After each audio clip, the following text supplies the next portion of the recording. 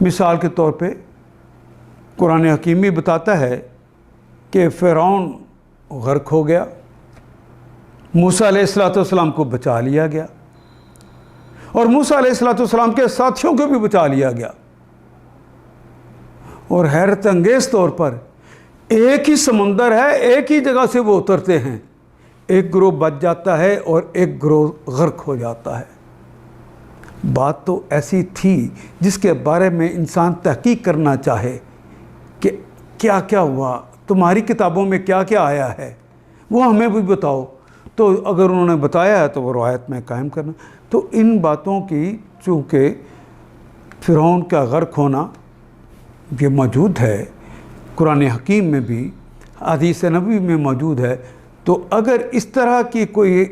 جس کی تائید کتاب اور حدیث کر دے تو ہم اس کو قبول کر لیں گے۔